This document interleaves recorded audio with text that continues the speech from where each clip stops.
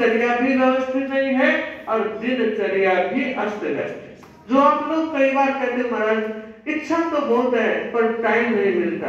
आचार्य श्री महाप्रज्ञ जी बहुत बार फरमाया करते थे कि जो अस्त व्यस्त है वो कहता है मैं व्यस्त हूँ, बाकी व्यस्तता है ही नहीं।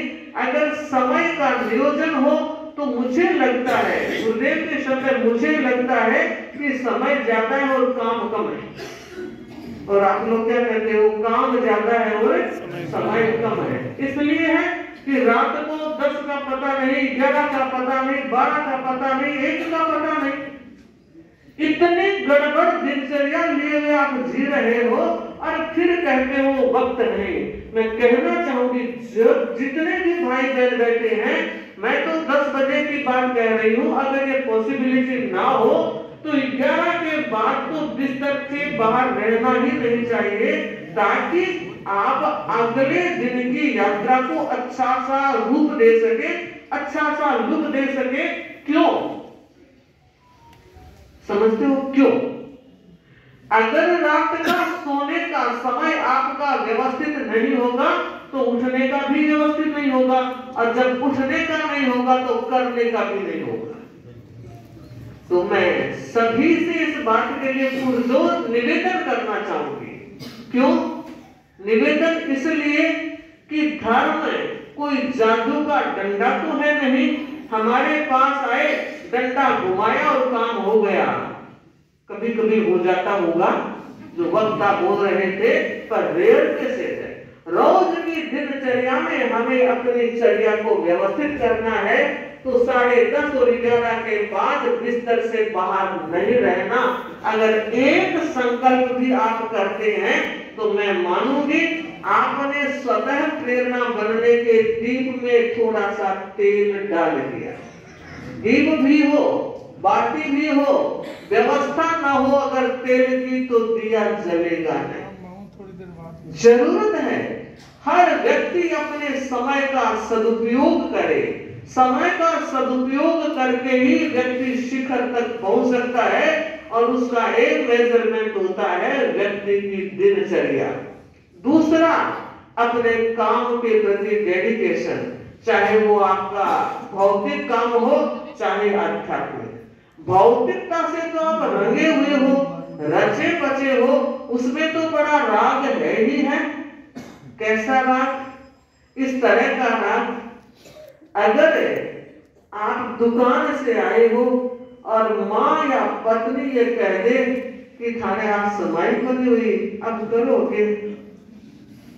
इतने बड़ा घर थाने घर बैठा उठा के पड़े, पूरे दिन भर ले जाना मारो जी, टाइम को भी कितना थकेड़ा। सच दे रहे होंगे, हकीकत का बयान कर रहे होंगे कि थके हुए हो। लेकिन मैं आपसे एक बात पूछूं, उस समय किसी क्लाइंट का फोन आ गया कि भाई जी मैंने इतना रिपेयर हो माल भी आए, वो फुर्ती कहां से आ गई? आप तो इतने थके हुए थे। जो चीज साथ में जानी है उसके लिए थकान, और जो छोड़कर जाने उसके लिए पागल। किस तरह की लाइफ जी रहे हो? विचार तो करो, चिंतन तो करो। एक एक भाई और एक एक बहन के लिए आज का दिन विचारने में प्रश्न के उत्तर का दिन है कि हम क्या कर रहे हैं, हमें क्या करना चाहिए, क्या खो रहे हैं, क्या पाना चाहिए। इस संदर्भ में अगर बहुत बड़ी बात कहूं तो मुझे लगता है कि हम गुरुदेव महाश्रमण जी को देखें। कितनी व्यवस्थित दिनचर्या है, कितना व्यवस्थित जीवन का पक्ष है, और कितने लोगों को, हमें तो केवल सांद्रा वालों को, दिल्ली वालों को या आसपास से कोई आ गए उन्हीं को संभालना है, और वहां तो पूरा हिंदुस्तान उमड़ता है, जनसैलाब उमड़ता है। और एक भाई ने, कई बहनों ने कहा महाराज ऐसा लगता है हाथ दुख है कोने, और मंगल पाठ सुनाता मुझे थका कोने के।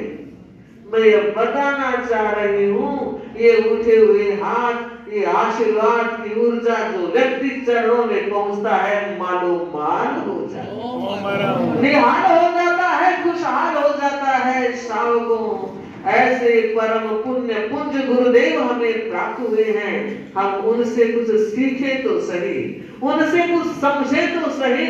उनके निकट जाने से मन, वचन और काया तीनों पुनीत होते हैं, पवित्र होते हैं।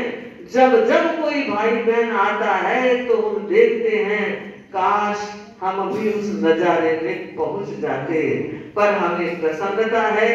बेशक किलोमीटर की दूरी है, मगर दिल में गुरुदेव के हम हैं और हमारे दिल में गुरुदेव।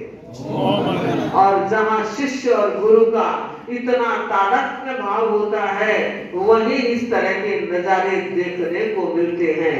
अगर गुरु के प्रति समर्पण ना हो तो यह नजारा भी नहीं मिलेगा। मैं फिर कहना चाहूंगी श्रावक सारिका समाज से, हमारी भक्ति, हमारी अनुरक्ति गुरु के प्रति और संघ के प्रति निरंतर वर्धमान होती है। आप और हम सब इस बात को जानते हैं कि आए थे तब एक थे, जाएंगे तब एक। आए थे तब एक थे और जाएंगे तब एक। झूमे रहो इस संसार में पर भूलो मत विवेक।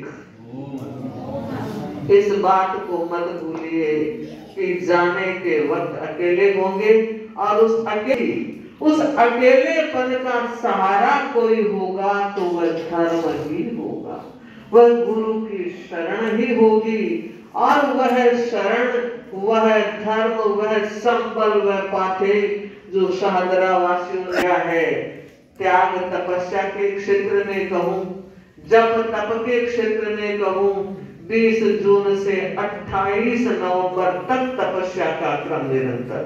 स्वागत भी तपस्या से, और बिहार के बाद भी 28 को बिहार होगा। बहन का पारणा 29 को होना है, 14 की तपस्या का, और 8 की तपस्या रेखा के चल रही है। और वर्षी तक वाले तो निरंतर तपस्या कर ही रहे हैं, जप भी है। और कई भाई बहनों ने, पूरी लिस्ट अभी नहीं आई है, तेले का अनुष्ठान भी किया है, जोड़े से तेले का अनुष्ठान भी हुआ है। तो ये सारी की सारी आहुतियों ने इस महायज्ञ को महान रूप और साकार रूप दिया है। मैं कहना चाहूंगी कि सच में आप लोग हमें विदाई दे रहे हैं, पर हकीकत में ये विदाई नहीं है। कैसे नहीं है? जब सुदामा और कृष्ण दोनों बैठे थे और उस समय कुछ बातें चल रही थी, और अचानक कृष्ण ने कहा, सुदामा अब तो मुझे जाना है। और उसने कहा नहीं, थोड़ी देर और बैठो, थोड़ी देर और बैठो। दोबारा बैठे, तीसरी बार बैठे, मगर सुदामा तो जाने ही नहीं देता है। तो दोनों हाथ पकड़ लिए, मैं आपको भी जाने नहीं दूंगा। और श्री कृष्ण ने जैसे ही हाथ छुड़ाकर कहा, अब तो मुझे जाना होगा। और उस समय सुदामा ने कहा, माना शक्तिशाली